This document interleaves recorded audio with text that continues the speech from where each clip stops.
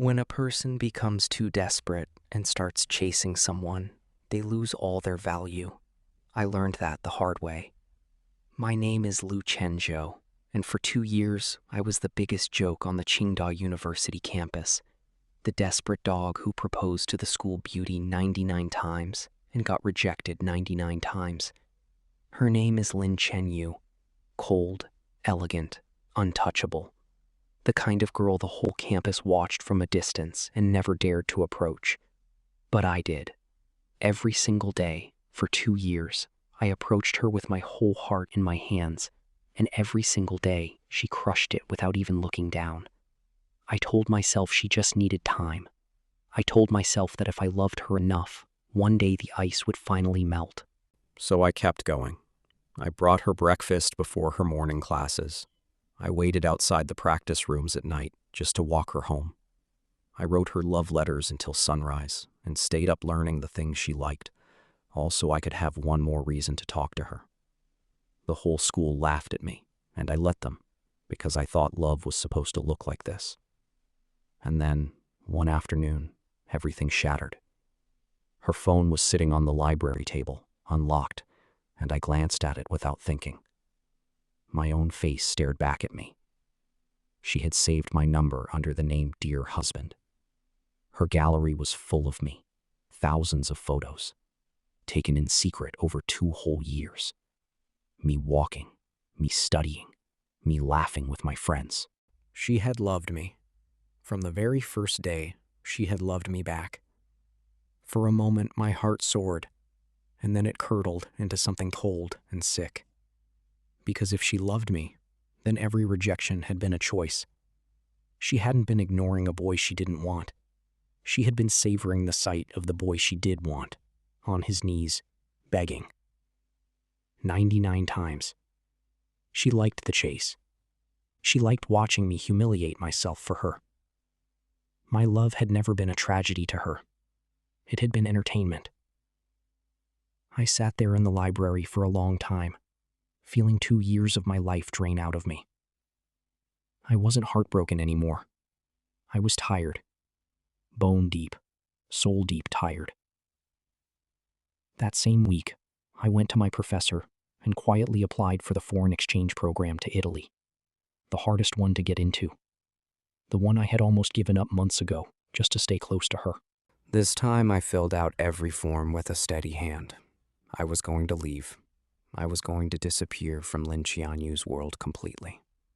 But before I left, I decided that whatever needed to be finished should be finished cleanly. No loose ends, no lingering hope. She had a birthday party coming up, and I had spent weeks convincing her and half her friends to let me be invited. It was the perfect place to end things. So I would go, one last time, and I would cut every tie between us in front of everyone. Then I would board my flight and never look back. When I arrived at the private room she had booked, the party had already started. I stopped outside the door because I could hear familiar voices carrying through it, and my own name floating in the middle of them. "Why is Lin Qianyu late?" one of the girls was saying. "Maybe he's planning some big surprise. He's proposed 99 times already, so this must be the 100th. Lin Qianyu, you're finally going to say yes tonight, aren't you? You like him too. Everyone can see it. If you turn down your own future boyfriend 100th time, he might actually give up and run away for real." I waited for her to laugh it off. Instead, I heard her voice, warm and lazy, and impossibly sure of herself. "Lin Qianyu likes me too much," she said. "He would never run away. I'll let him propose one more time, and then, maybe, I'll finally say yes. Let him have his 100th try. He's earned it." Standing in that hallway, listening to her play with my life like it was a toy she could pick up whenever she felt like it, I felt something strange settle over me. It wasn't anger anymore. It was clarity. There won't be a 100th time, I thought. There won't be anything, because I remembered all of it. The nights I cried alone in my apartment and swore I would give up, only to wake the next morning and chase her again like a man possessed. The taunts I swallowed, the dignity I set on fire, piece by piece, telling myself it was worth it. I remembered almost throwing away this exact exchange program, my whole future, just to stay in the same city as a girl who was, the entire time, enjoying the show. Not anymore. She thought she was holding the leash. She had no idea I had already slipped it off. I took a slow breath, fixed my expression into something calm and unreadable, and pushed open the door. The moment I stepped inside, the conversation died. Everyone turned away at once and started talking about something else, pretending they hadn't just been dissecting my heart for fun.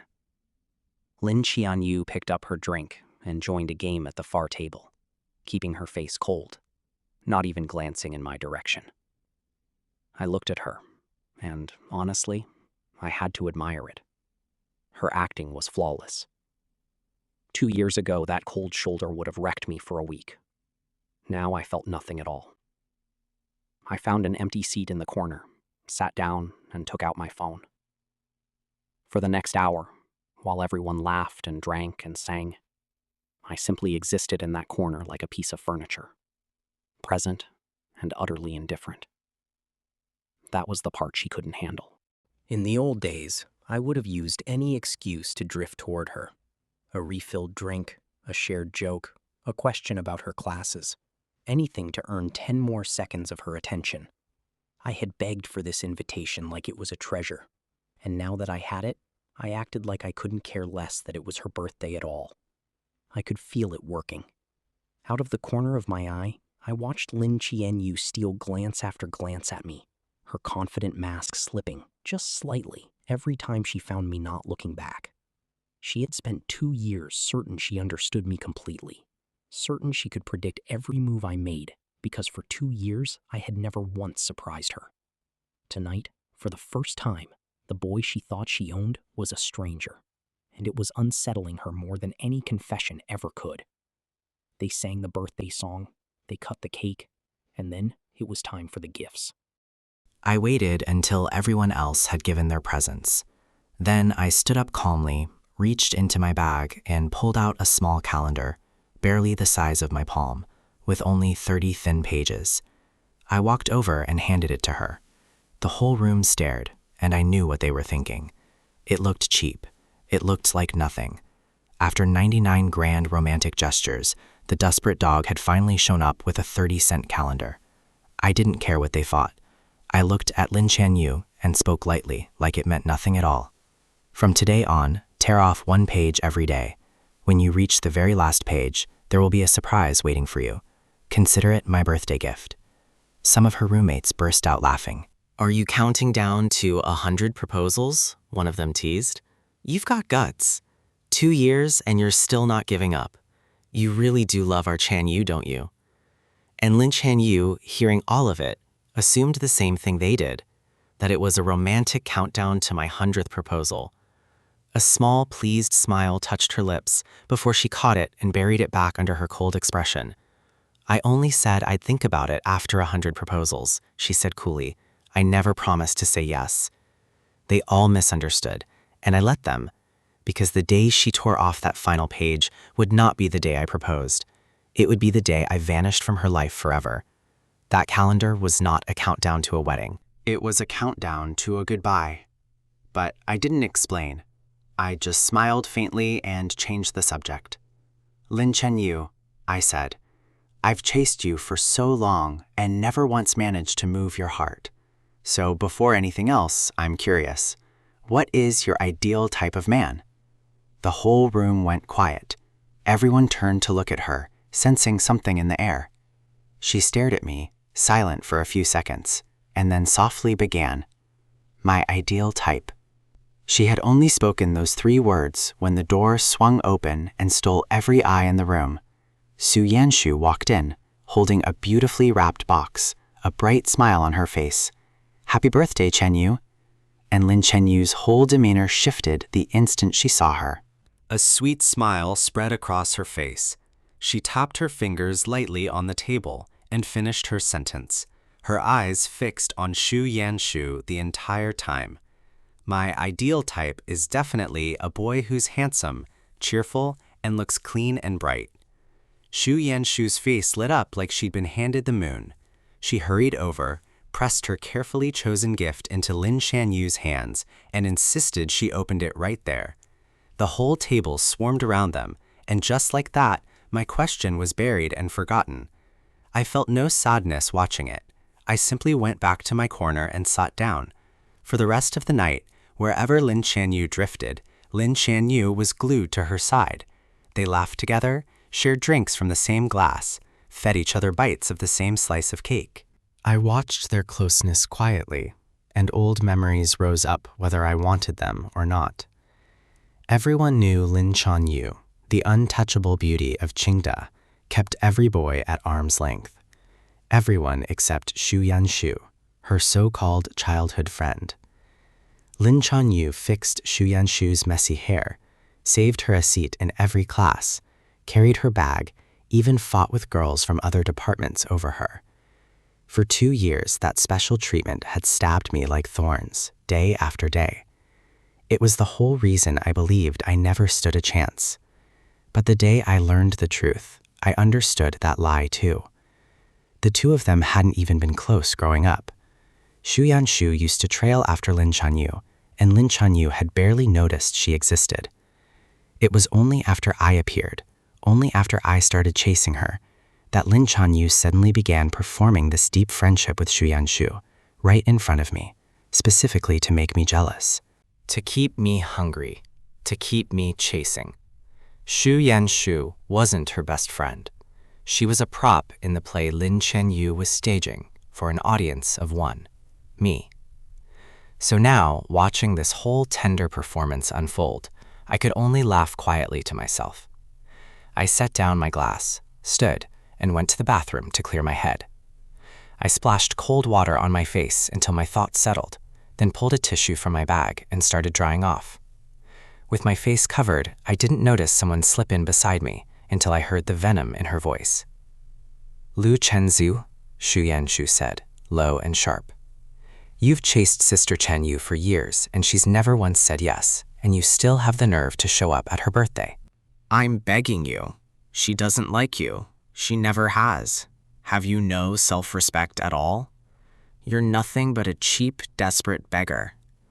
I lowered the tissue and looked at her, completely blank. "Are you finished?" I asked. She hadn't expected that. She faltered for a second, then bared her teeth. "Not even close. Do you know what the whole school calls you? The desperate dog who proposed 99 times. You're a university student. Where is your dignity? Anyone with eyes can see Sister Qianyu likes me, not you. Why don't you open your blind eyes and look?" Her rudeness didn't touch me at all. I just glanced past her shoulder and said quietly, "You should look behind you before you say anything else." Xu Yanshu turned, and her expression froze. Lin Qianyu was standing in the doorway. From the look on her face, she had been there a while, and she had heard everything. The insults, the cruelty, all of it. Panic flashed across Xu Yanshu's face, and instantly the sweet, helpless little girl returned. She rushed to Lin Qianyu, grabbed her hand, and started explaining in a trembling voice. "Sister Qianyu, it isn't what it looked like, I swear. Lu Chenzhou started it. He cornered me." But Lin Qianyu didn't blink. She had watched Xu Yanshu spit on me with her own eyes, and she acted as if she'd seen nothing at all. She spared me one flat, cold glance. Then she took off her own jacket and draped it gently over Xu Yanshu's shoulders. "It's windy out here," she said softly. "You're barely wearing anything. Aren't you cold?" And she took Xu Yanshu's hand and turned to lead her back to the party. Xu Yanshu hadn't expected that either. Seeing that Lin Qianyu wasn't the least bit bothered by my humiliation, her confidence swelled. She glanced back at me over her shoulder and gave me a small, mocking smile of triumph. My head was down, so I didn't bother to catch it. I folded the wet tissue, dropped it in the bin, and walked out towards the stairs. The stairwell was silent, nothing but the sound of my own footsteps. In the dark, everything that had just happened played back through my mind, and a faint laugh escaped me. She had put that jacket on Xu Yanshu, whispering words of concern, but her eyes had been locked on me the entire time. Watching for my reaction, waiting for the jealousy that never came. I had to admit it one final time. Her acting was extraordinary. If I hadn't already seen behind the curtain, I might have believed every second of it all over again. Outside, it was pouring rain, and the taxis had all but vanished. Everyone was clustered under the awning by the door. Lin Qianyu called her family's driver and announced that she would personally see Xu Yanshu home. It was late, she said. Poor Xu Yanshu shouldn't have to wait. As for Lin Qianyu, well, he had legs, he could find his own way. She took the driver's umbrella, slid it over Xu Yanshu, and the two of them climbed into the car and drove off into the storm without a backward glance at me. I didn't care about the sports car disappearing into the rain. I opened the ride app and kept refreshing. I stood in the cold wind for over 2 hours before a single driver finally accepted. By the time I got home, it was 2 in the morning. I keyed in my door code, and the moment my door opened, the door across the hall opened too. From now on, come home more quietly, Lin Qianyu said, still in her party clothes. The sound of your door wakes me up. I noticed she hadn't changed, hadn't even taken off her shoes. I understood everything in an instant, and I almost laughed. I just said, turned and walked into my apartment without another word. I turned on the lights, shut my door, and heard hers slam angrily a moment later. I ignored it. I peeled off my soaked clothes, switched on the air conditioning, and lay down on the sofa, wrapping myself in a blanket. This apartment had been another one of my grand, foolish gestures. 6 months ago, when I heard through the grapevine that Lin Qianyu had moved out of the dorms and into this building, I bought the unit directly across from hers, just to be her neighbor. I served her breakfast in the mornings. I said goodnight through the wall at night. I invented 100 small excuses every week just to see her face. And no matter what I did, she ignored me. But I understood now. She had never been ignoring me. She had been pretending, the way she pretended everything. Take tonight. She was home far earlier than she should have been.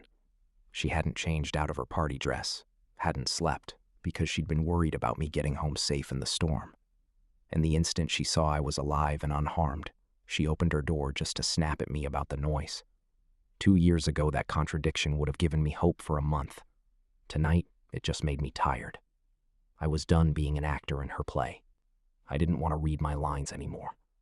I took out my phone, opened a real estate app, and listed the apartment for sale. I had decided to leave, so it was best to burn every bridge on the way out.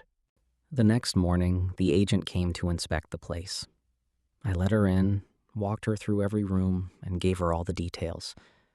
Just as she was finishing, my front door opened, and across the hall, Lin Qianyu stepped out, keys to her new car in hand. She saw a strange woman standing beside me, and her eyebrows drew together instantly. "Who is she?" she asked. "My cousin," I said, without a flicker of hesitation. She came to drop something off. The agent shot me a startled look, but she was a professional. She caught the lie, played along, made a polite excuse, and left. Lin Qianyu watched the elevator doors close on the stranger, and something uneasy crossed her face. I went back inside, changed, and got ready for class. But when I turned to leave, someone was standing in front of the elevator, blocking my path. It was Lin Qianyu. "Weren't you just heading out?" I thought. "Why are you still here?" She saw the confusion in my eyes and, looking faintly awkward, said, "I'll drive you to school today." For 2 years, she had never once offered me a ride. I shook my head and refused. But she insisted, fussing over me like I was an invalid. She piled on excuse after excuse, that I'd be late, that I was in her way anyway, that it was more environmentally friendly to carpool. I didn't have the energy to argue, and I didn't want to waste the morning, so I gave in. We didn't say a single word the entire drive. The car was dead silent. She was so used to my constant chatter, the endless nervous talking I used to do just to fill the space between us, that my silence unnerved her. She kept sneaking glances at me at every red light, and I could feel her growing more anxious with each one. It wasn't her imagination. I really had changed in the span of a few days, and that change frightened her more than anything I had ever said. When we reached campus, I unbuckled my seatbelt, said a flat thank you, and got out. But the moment I walked through the school gates, I felt the stares. Everyone I passed was looking at me with strange, gleeful eyes and whispering behind their hands. That's Lin Qianyu, the one who's trending. So embarrassing. I pulled out my phone and found a dozen links from friends. Someone had posted the entire story of my 2-year pursuit of Lin Qianyu on the campus gossip forum, and it had exploded to the top of the trending page. The title made my stomach drop. Qingda's #1 desperate dog. The most popular post underneath collected every humiliating detail of my chase, every proposal, every rejection. Even the contents of my private love letters had been dug up and put on public display for the whole school to laugh at. A little further on, I saw a crowd swarming the main notice board. My love letters, the ones I had poured my sleepless nights into, were pasted across it in neat rows, and the students were reading them aloud and howling with laughter. Oh my God, listen to this one. I could drown in your eyes. 99 love letters. How pathetic can one person be? Isn't he supposed to be a top student, a genius? How did the genius turn into this? The mockery cut deep, deeper than I wanted it to. I pushed straight into the crowd and started tearing the letters down, one after another, ripping 2 years of my heart off that board with my bare hands. As I reached for the last one, I heard Xu Yanshu's sharp, needling voice behind me. "Sister Qianyu," she called out sweetly, loud enough for everyone to hear. "Lin Qianyu has proposed to you so many times, so tell everyone honestly, exactly how much do you feel for him?" And Lin Qianyu's voice came back, cold as ever, carrying across the whole square. She said one single word: 0. The crowd exploded, watching both leads standing right there while I was publicly gutted. The laughter turned vicious. Some of them jeered at me openly. 99 proposals and a big fat 0 in return. Better step it up, dog. When's the 100th? We'll all come watch and give you some pointers. I stood there with the torn letters crushed in my fists, my knuckles white. Words rose in my throat, and I almost spoke, almost told them exactly what I thought of every one of them. But I looked at the ring of laughing faces around me, and I stopped. Instead, I lifted the ruined letters over my head like a battle flag and made my voice ring out across the square. "Fine," I announced. "The 100th proposal will take place in the central square on December 3rd at 9 o'clock in the morning. Everyone in this school is invited to come and watch. Bring your friends." I didn't wait for their reaction. I turned and walked out of the crowd with my head held high, and behind me the whole square erupted into stunned, delighted noise. They thought they'd cornered me into one final humiliation. They had no idea I was inviting them all to my funeral, and that the corpse in the coffin would be theirs, not mine. I skipped my morning classes. I went home, gathered up every love letter I still had, and burned them one by one until they were nothing but ash, then flushed the ash away. 2 years of devotion, gone in a wisp of smoke. And strangely, with every letter that curled and blackened, I felt lighter. That weekend, a club I'd long since stopped attending suddenly sent out a message about a meetup. I needed to hand in my resignation form anyway, so I went. But the moment I opened the door, I saw Lin Qianyu sitting inside, a girl who never came to these things. I ignored her, walked to a corner, and sat down alone. Some of Xu Yanshu's friends immediately started their little performance. How did our school beauty agree to come? Obviously because Yanshu loves parties, and everyone knows Qianyu only ever listens to Yanshu. I had no interest in their cheap theater. I just took an orange from the table, peeled it slowly, and ate it while the president announced the start of the games. It was a truth or dare game. The kind of thing I had no patience for, but I was dragged into it anyway. After 7 or 8 rounds, Lin Qianyu finally lost. The whole room erupted with excitement, and the president handed down her dare with a wicked grin. She had to kiss any boy in the room and hold it for 3 full minutes.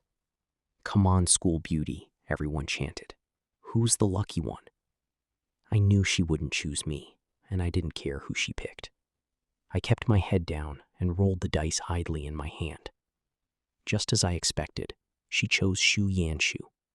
But she added one condition. Every light in the room had to be switched off first. The room went pitch black. For 3 long minutes, there was nothing but the sound of breathing. Then the lights came back on. Lin Qianyu walked calmly back to her seat, but Xu Yanshu just stood there, frozen and distraught, her face pale with shock. Because in all that darkness, Lin Qianyu had never actually kissed her. I only spared her one glance before the president called the next round. I rolled my 3 dice, and by pure bad luck, all 3 came up 1s, the lowest possible score. Without a word, I drew a punishment card from the pile, and it was the exact same dare. Kiss someone.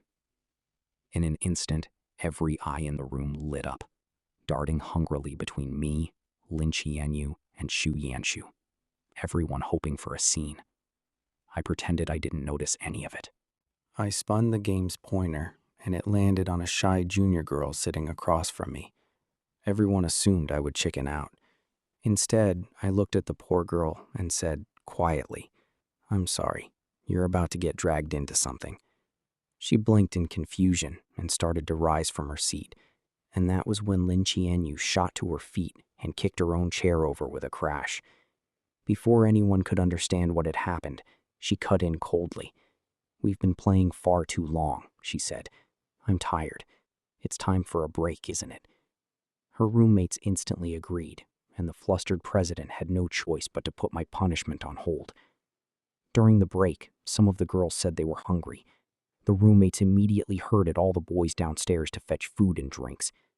20 minutes passed, and none of them came back. The president got impatient and announced that the game would continue. I set down my phone and looked around the room, and only then did I notice the junior girl was gone. In fact, every girl was gone, except Lin Qianyu. I didn't have to think hard to know she had arranged all of it on purpose, emptied the room of every other option, so that when my punishment resumed, the only person I could possibly kiss was her. I didn't know exactly what she was scheming, but I had no intention of letting it work. So I picked up the 500-milliliter glass in front of me and raised it to the room. "My partner has already left," I said. "According to the rules, if I can't complete the dare, I drink the forfeit instead." And I tipped the entire glass back and drained it in one long swallow, my expression never changing. Lin Qianyu had not expected me to choose the drink over her. Her face darkened with fury. She stared at me, color rising in her cheeks, and squeezed the dice in her fist so hard they clicked. With half the room gone and the mood ruined, the party fizzled out, and everyone began to leave. I waited, swaying a little on my feet, the alcohol hitting me harder than I'd planned, for the room to clear. Then I took my club resignation form from my bag, handed it to the president, and made for the stairs, one hand braced against the wall. As I reached the top of the staircase, my vision blurred, and a shape stepped in front of me. It was Xu Yanshu. I moved to go around her, but she seized my arm in a hard grip, her eyes burning. "Why did you look at me like that when the lights came back on?" she demanded. "Let me tell you something. Even if Sister Qianyu didn't kiss me tonight, it's only because she respects me too much. That's all it is." I almost laughed out loud at that, but I knew nothing I said would ever get through to her, so I just shook my head and said, "You're absolutely right." I pulled my arm free and started down the stairs, but Xu Yanshu grabbed me again, tighter this time, still spitting insults, refusing to let go. We ended up pushing and pulling at each other at the very top of that long staircase. My legs were already unsteady from the drink, and one hard yank from her was all it took. I lost my balance completely and pitched backward. I fell. I tumbled all the way down those steep stairs, the world spinning end over end. Xu Yanshu, still clinging to me, lost her footing too and came crashing down after me. The sound of it echoed through the building, and the students who hadn't left yet came running back. They found the two of us sprawled at the bottom, badly hurt, and panic broke out. In the end, it was Lin Qianyu who made the calls. She had us both rushed to her family's private hospital, the best in the city. The doctors examined me, and the diagnosis was grim. A fractured bone, badly displaced. If I didn't get surgery quickly, the doctor warned, I could be left permanently disabled, unable to walk right for the rest of my life. From the moment she learned we were injured, Lin Qianyu's eyes never left me. She stood at the edge of the emergency room, watching my pale face and the cold sweat beating on my forehead, and for a moment it truly looked like her heart was breaking for me, like she was silently praying for me to be all right. If I hadn't known better, I might have believed it. The operating theater was prepped, but there was a problem. Only one surgeon in the hospital had the skill to perform an operation this delicate, and both Xu Yanshu and I needed him. Someone had to decide who went first. And since it was her family's hospital, that someone was Lin Qianyu. The surgeon turned to her, urgent.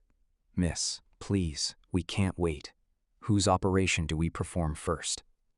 Lin Qianyu looked back and forth between us. She looked at me, and I looked at her. But my eyes no longer held the love and desperation she was so used to seeing there. There was nothing in them at all now, just the flat, dead stillness of a frozen pond in winter. And something about that emptiness made her heart lurch. I lay on the stretcher, my face drained of color, the edges of my vision going dark. In the last second before I lost consciousness, I heard her answer, clear and certain, without a trace of hesitation. Save Xu Yanshu first. They wheeled Xu Yanshu into the operating room. The doors swung shut, and I sank into the black. Even then, even choosing between the boy who might never walk again and the girl who only had a few bruises, she had chosen to hurt me one more time, to punish me for going cold, to force a reaction out of me. She was still playing the game, right up to the edge of my ruin. She just didn't understand yet that I had already stopped playing. When I came to, a full day had passed. The very first thing I did was reach down and touch my legs, my heart pounding. They were still there, still mine, whole and unharmed. Relief crashed over me so hard that tears stung my eyes. Thank God. I wasn't going to be a cripple after all. My parents, I learned later, had gotten the news within the hour and flown into a rage that shook the whole hospital. They had money and connections of their own, and they had flown in a second specialist overnight to operate on me the moment the first surgeon was free. Then they moved me to the VIP ward on the top floor and hovered over me like I was made of glass. 2 hours later, they wheeled Xu Yanshu into the ward directly across the hall from mine. And Lin Qianyu walked her in personally, holding her hand the entire way. To make checkups easier, the doors to both rooms were left open, which meant I could hear everything that happened in the room across from me. And what happened, hour after hour, was a performance staged entirely for my benefit. Xu Yanshu was in pain, so Lin Qianyu sat by her bed and distracted her with games and stories. Xu Yanshu didn't like the hospital food, so Lin Qianyu went home and cooked her light, delicate meals with her own hands and carried them back. Xu Yanshu was bored, so Lin Qianyu brought her armfuls of little toys and puzzles to pass the time.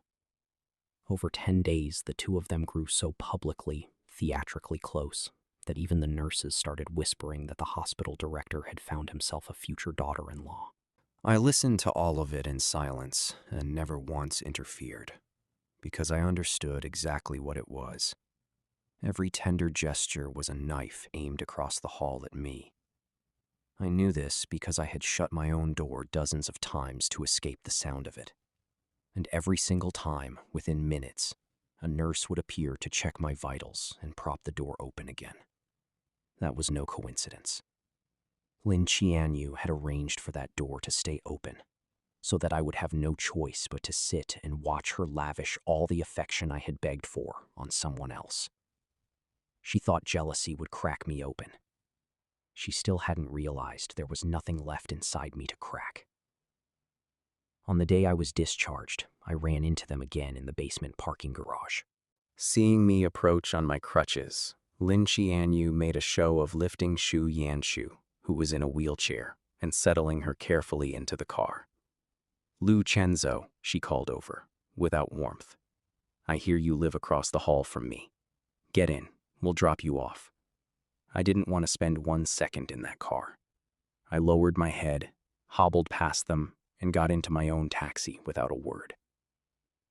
When the cab reached our building, I waved off my parents' help and made my own slow way up on my crutches, one painful step at a time.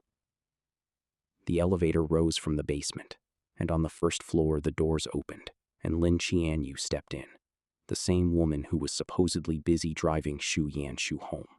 We looked at each other, and neither of us said anything. The elevator climbed to the 17th floor. She was standing right by the doors, but she didn't move to get out, so I had to turn my crutches around and shuffle past her first. I walked slowly down the hall, and Lin Qianyu walked even more slowly behind me. I could feel her eyes fixed on my back the entire way.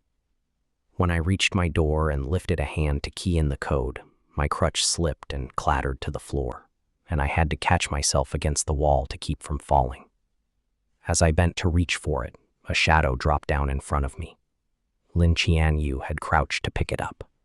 But the instant her fingers nearly brushed mine, she snatched her hand back as if she'd been burned and pretended, badly, to be retying a shoelace that was already tied. A tired, knowing smile crossed my face. I picked up my own crutch, pulled myself upright against the wall, and walked into my apartment, leaving her crouched there in the hallway, staring after me. After a long stretch of recovery at home, final exams arrived. I was scheduled to leave the country soon, but I could walk again, just barely, so I decided not to apply for a postponement and went to sit the exam. The lecture hall was full of stairs, and my leg still wasn't fully healed, so I took a seat in the very front row, right in the middle, where I wouldn't have to climb. A little while later, Lin Qianyu came in, helping Xu Yanshu walk. The instant Xu Yanshu spotted me, she suddenly clutched her leg and declared she was in too much pain to sit anywhere but the front row. Lin Qianyu guided her to the seat directly beside mine, and then sat herself down on Xu Yanshu's other side, against the wall. The exam began. Xu Yanshu waited, patient as a spider, until the proctor was descending the last step at the front of the hall with his back turned. Then she flicked a folded slip of paper onto my desk. It skated across the surface and came to rest right in front of me, in plain view. My pen froze mid-stroke. Before I could even react, the proctor spun around, and his eyes locked onto the paper. "I had warned you all before this exam," he snapped, loud enough for the whole hall to hear. "I don't care about low marks, but I will not tolerate cheating. And you did this deliberately. Lu Chenzhou, your exam is canceled." Only then did I understand Xu Yanshu's real plan. But I refused to swallow the blame in silence. I stood up at once and demanded that the security footage be pulled to prove my innocence. And here was the cruelest stroke of luck. The power in the teaching building had been cut that very morning, and the classroom cameras hadn't been recording. There was no footage. Xu Yanshu's expression shifted, right in front of me, from a flash of panic to pure, glowing joy, and my blood ran cold. But there was one witness, Lin Qianyu had been sitting on the far side of Shu Yanshu the whole time. She had seen everything with her own eyes. The proctor, not wanting to punish an innocent student, called her forward to give her account. And her word carried enormous weight, because the entire teaching building had been funded by the Lin family. Lin Qianyu never had to flatter anyone, and everyone knew she was scrupulously fair. Whatever she said would be believed absolutely. She stood. She looked at me. And then, with the gentlest voice in the world, she said, "The one who cheated was not Shu Yanshu." The moment those words left her mouth, my guilt was sealed. "Lu Chenzhou," the proctor thundered, "what excuse do you have now?" You won't even admit it, and instead you try to frame a classmate? You're beyond saving. I always suspected your grades before this were the same story. This time I'm reporting it to the entire school, and you will be punished to the fullest. I stood rooted to the floor, and it felt like the ground had opened beneath me and dropped me into a bottomless ravine. I had believed, right up to that second, that whatever else Lin Qianyu was, she would always tell the truth when it truly mattered. That was the only reason I had called her name. And she had looked me dead in the eye, having seen the whole thing, and lied to destroy me, all to protect the girl who framed me. Nothing I could say now would matter. I looked at her for one long moment, and then I turned and walked out of that hall without a single word. Seeing my red-rimmed eyes as I left, Lin Qianyu suddenly panicked. She came rushing after me and threw herself in front of me, blocking my path. "Lu Chenzhou," she said quickly, "I know Shu Yanshu was in the wrong here, but she's fragile, she's sensitive. I didn't want the whole school gossiping about her." She never once apologized. She was too busy shielding Shu Yanshu to even notice what she'd done to me. I looked at her, and for the first time in days, I felt like laughing. "I was starting to wonder if the photos I saw on your phone that day were just a dream," I said. "Is that why you helped her trap me? Because she can't handle a little gossip, but I can take anything? Because I proposed to you 99 times, so now I'm shameless enough to swallow any humiliation you throw at me. Is that it?" Her left eye twitched. She grabbed my hand and said urgently, "I didn't mean it like that. It's just an exam. You can make the credits up later. Whatever unfairness you suffered today, I swear I'll find a way to fix it. Just let me fix it." "Fix it how?" I said, my voice mocking. "You don't even like me. So what exactly are you going to fix?" "Who said I don't like you?" The words burst out of her before she could stop them. Then she heard herself, and the color drained from her face. She clamped her mouth shut, backpedaling fast. "Trust me," she said. "On the day of your 100th proposal, I'll give you back everything." She was about to promise right there that she would finally say yes. That she would end the game and give me the answer I'd waited 2 years for. Once that sentence would have brought me to my knees. Now it meant nothing at all. I pulled my hand out of hers and said, "Then keep tearing the pages off that calendar and wait for the last one." She stared at me, thrown off, and her voice finally went soft and small. "All right," she said, "there are only 3 days left. I promise I'll give you an answer you'll be happy with." She thought the countdown ended in a wedding. She had no idea it ended in an empty apartment. 3 days before I was set to leave, the sale of my apartment closed. The agent brought the contract and I signed it on the spot. The new owner would move in 3 days later, once I'd cleared everything out. I walked the agent to the elevator, and just as the doors opened, Lin Qianyu emerged from her own apartment carrying 2 shopping bags. She stared at the agent for a beat, then said politely, "Good morning." The agent, a little confused, returned the greeting and wrote down. After the elevator closed, I turned to go back inside, and Lin Qianyu stopped me, holding out one of the bags. I was just passing by, she said, a little too casually. I bought too much of this, more than I can finish. Do you want to try some? I glanced into the bag. It was dried fruit. My favorite dried fruit from a specific shop clear across the city on the east side, a 2-hour trip each way, with an hour-long line even after you got there. She had spent half a day tracking down the exact snack I loved, then invented an excuse to hand it to me. I took the bag without a word, and the moment I stepped inside my apartment and the door shut behind me, I lobbed it into the air, and it landed dead center in the trash can. 2 days before I left, I went to a print shop and spent a small fortune printing 10,000 cards, each one about the size of my 5 fingers pressed together. Then I went to my old dormitory and gave my former roommates a job. On the morning of December 3rd, I told them, I need you to go up to the roof of the main building and scatter these cards over the entire square.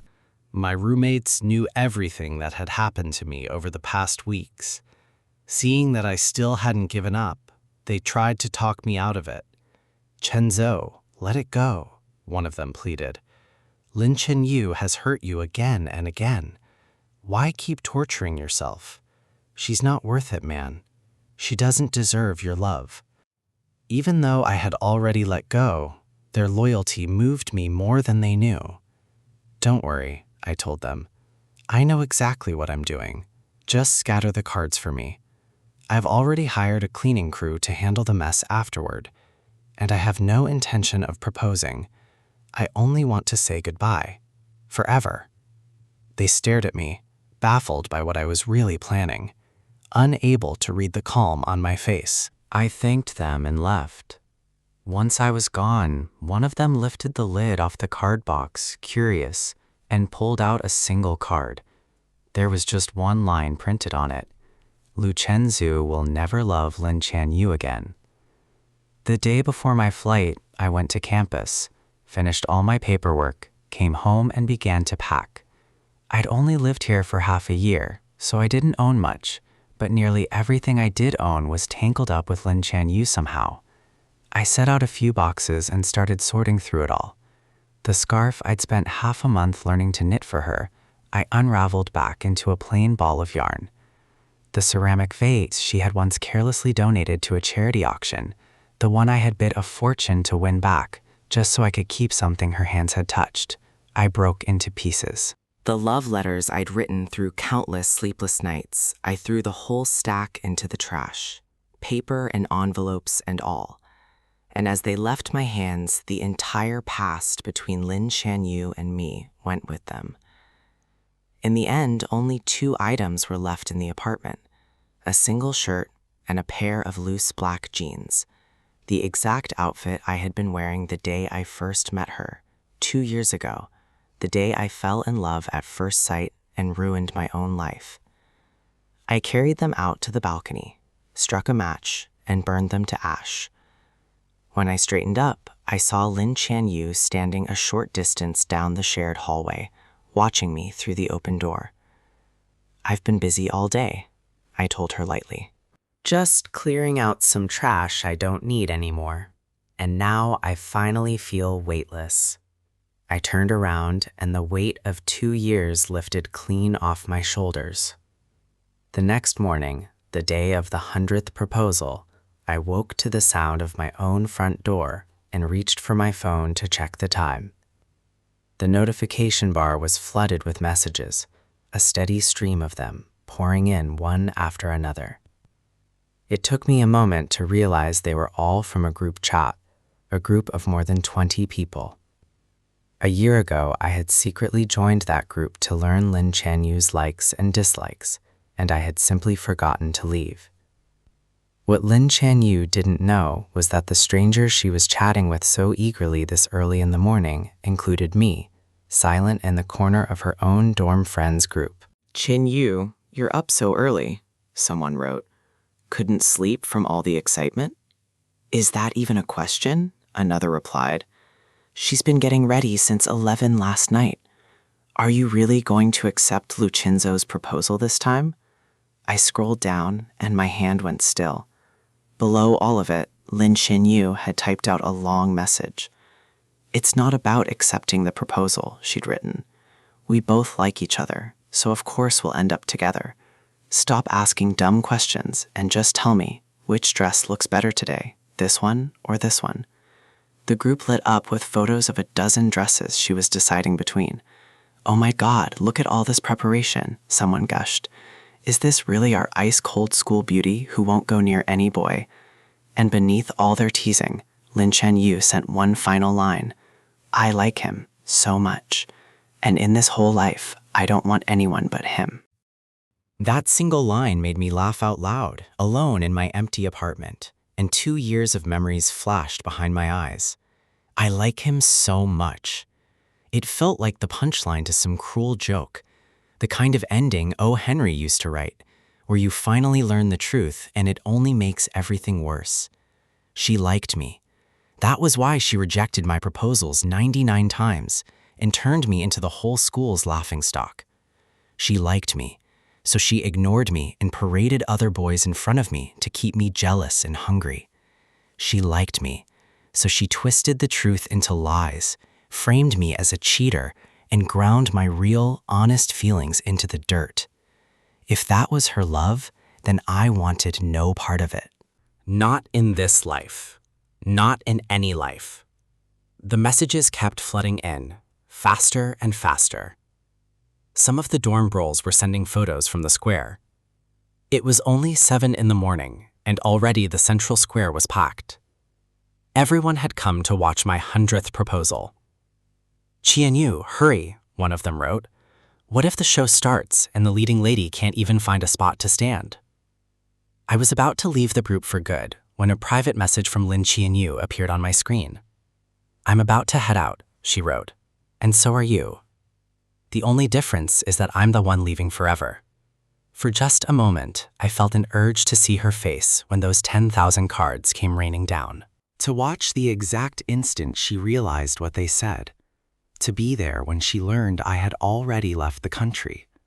But no, I would never get to see it, and I didn't need to. From this day forward, Lin Qianyu had nothing to do with me.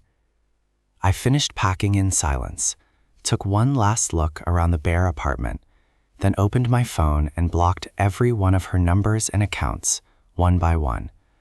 When it was done, a peace I had not felt in 2 years settled over me.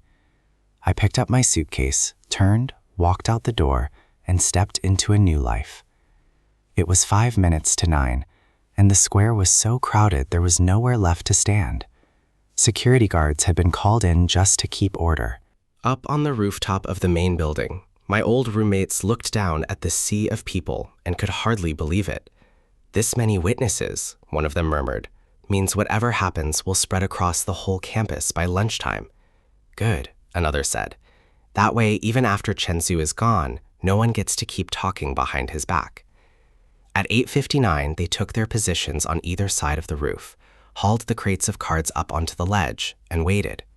The clock struck 9, and they tipped 10,000 cards into the wind.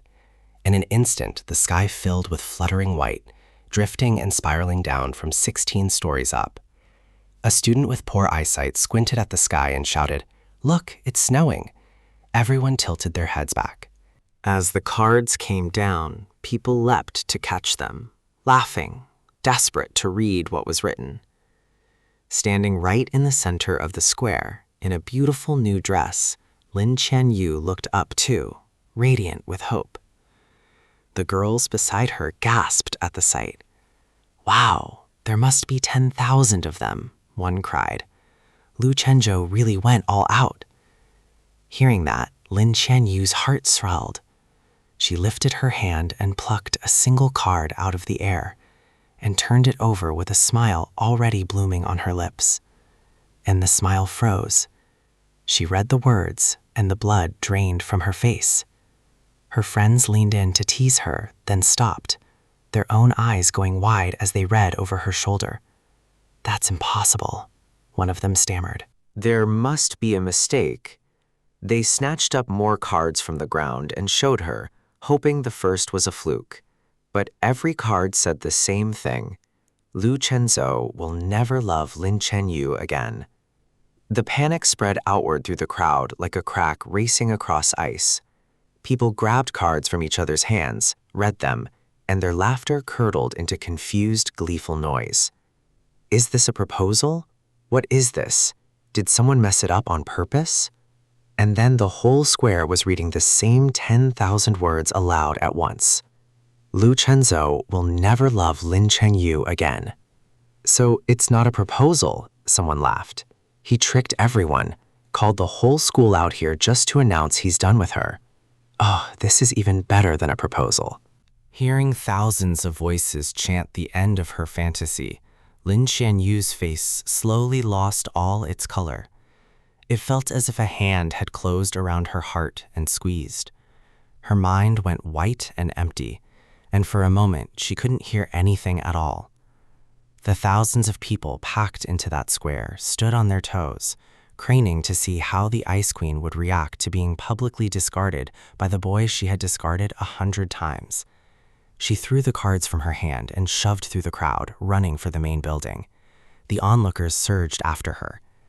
Up on the roof, my roommates had just scattered the final bundle and were about to leave when Lin Qianyu burst through the stairwell door in front of them, her friends and a wave of spectators pouring in behind her.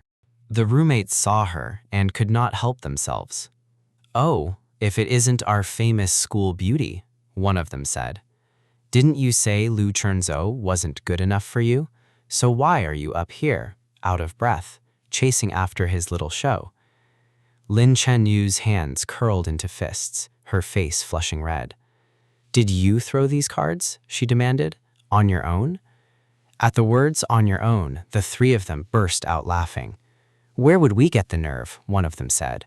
"Lu Chenzhou paid for all of it. 10,000 cards, printed and carried up here with his own hands. We're just the pallbearers he hired to finish the funeral." The students crowding the stairwell began to whisper. Didn't she reject him 99 times? Now that he's finally given up, why is she falling apart? In the language of the novels, one of them said, "It's called the proud girl whose pride has shattered, chasing the love she threw away. If she regrets it now, she deserves it. What was she doing the first 99 times?" The comments landed on Lin Qianyu like blades, cutting away the confidence she had worn for 2 years.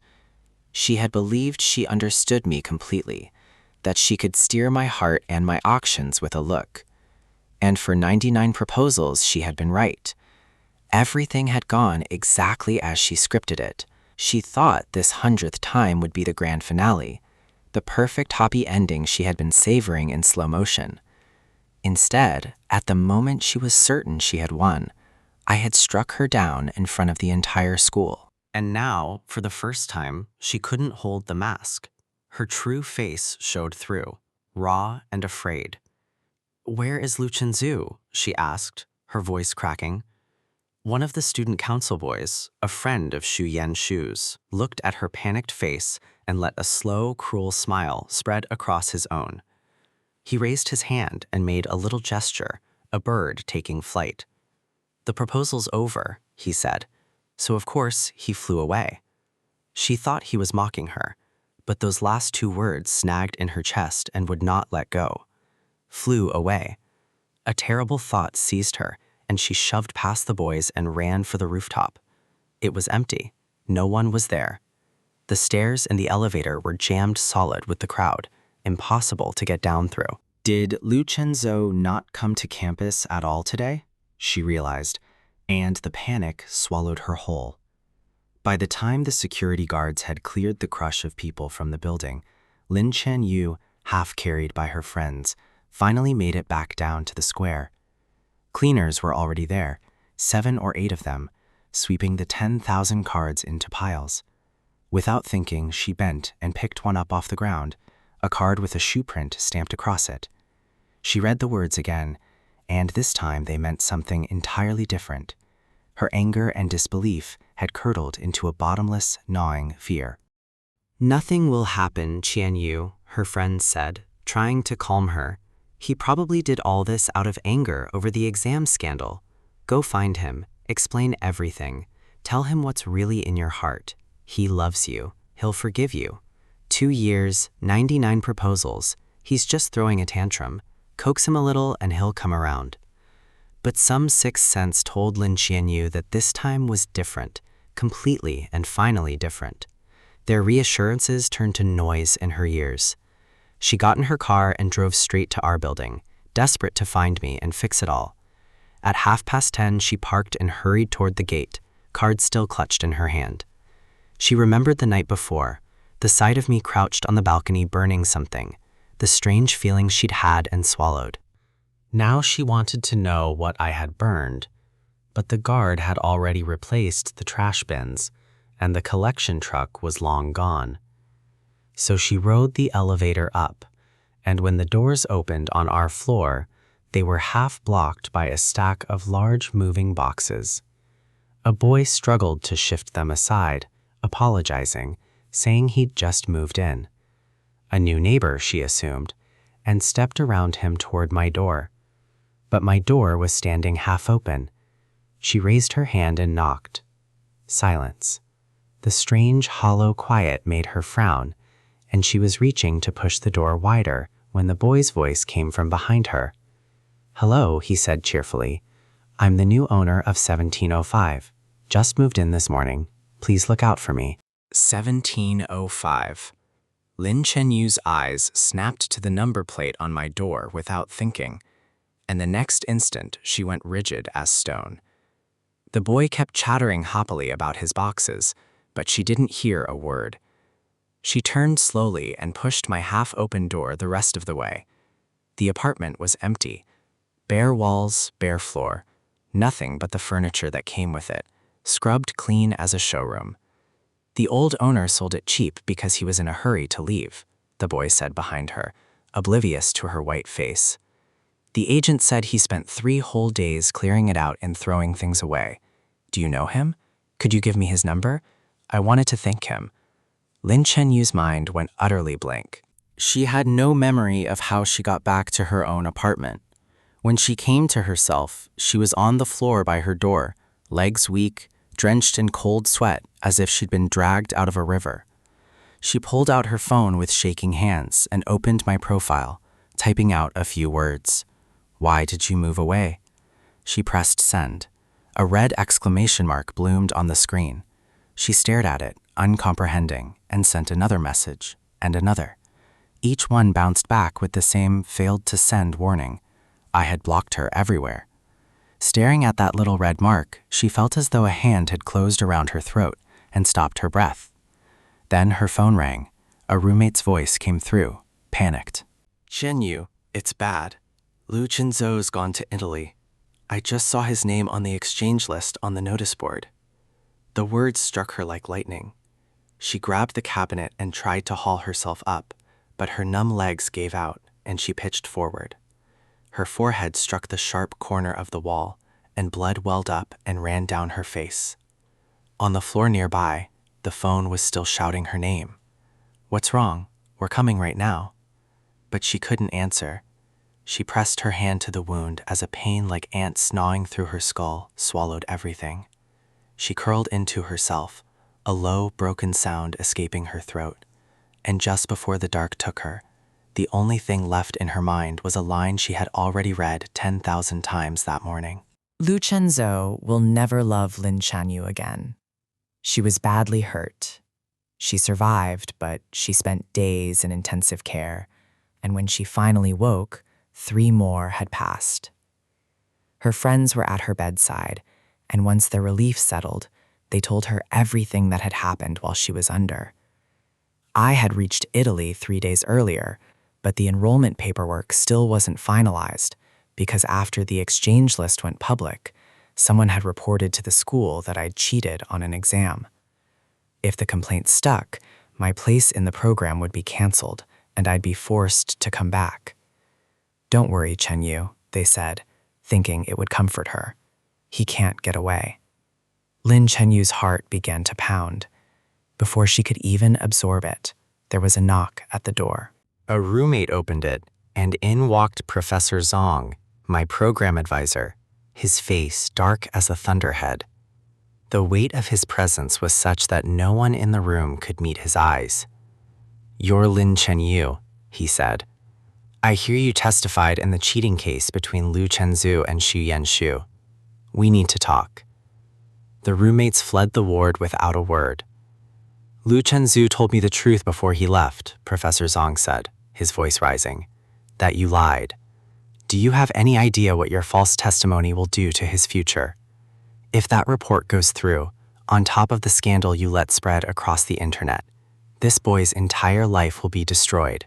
By you. He loves you. Put your hand on your heart and tell me. In 2 years, has he ever once done you harm?" Do you hate him so much that you'd ruin him completely? If there's a shred of conscience left in you, get up, go to the administration, and tell them the truth. Lin Qianyu's mind went numb, her heart hammering with panic. That day, all she had felt was petty fury that I hadn't chosen her at the club. She'd only wanted to force an apology out of me. She never dreamed her lie could snowball into this. She struggled up out of the hospital bed, ignoring the wound on her forehead, and insisted on going to the school with Professor Zhang, though the doctors begged her to stay. She would not listen to anyone. Professor Zhang had already called ahead to the head of the disciplinary committee. In front of the dean and the proctor, Lin Qianyu confessed that it was Xu Yanshu who had cheated, and that she had lied to protect her. Xu Yanshu, dragged in to face it, had not expected the reversal in 1,000 years. She burst into tears, screaming that she'd done nothing wrong. But this time, no one was watching me be humiliated, so no one was on her side. A junior who had filmed the exam hall on her phone that morning came forward with the clip, and it showed Xu Yanshu's hand flicking the paper onto my desk as clear as daylight. My canceled exam was reinstated that afternoon. The report against my exchange program was dismissed as baseless, and my place in Italy was confirmed, clean. And Xu Yanshu's sweet wounded victim act shuddered for good. The same crowd that had chanted for my downfall now turned on the girl who had framed an innocent classmate. She was placed under disciplinary probation, her name ruined across the whole campus. Lin Qianyu had torn down her own pawn to try to buy back a single word from me. It bought her nothing at all. 2 weeks later, she flew to Italy. She found my campus and waited outside in a coat too thin for the cold, the way I once waited for her. When I came out, she was holding the little calendar, every page torn away but the last. "I loved you from the first day," she said, tears freezing on her face. "The rejections, the games, I only wanted to enjoy being chased by the person I liked. I know how wrong I was. Give me one more chance." I looked at her for a long moment, and nothing moved in me at all. Just the stillness of a dead pond. "You never wanted me," I said. "You wanted someone on his knees. That was never love. It was an audience." I reached out and took the calendar from her hands, and I tore off the final page myself. On the back, in the same handwriting from 10,000 cards, was the surprise I had promised her on her birthday. This was never the 100th proposal. It was goodbye. "You've reached the last page," I said. "So I disappear now." I turned and walked back into my new life, and this time I did not look back. Behind me, I heard her call my name. Once, twice. The exact sound I used to make in the dark. And she finally understood the thing I had learned too late. When a person becomes too desperate and starts chasing someone, they lose all their value. She spent the years that followed learning it slowly, one torn page at a time. And I spent those same years free and whole, and finally, completely at peace.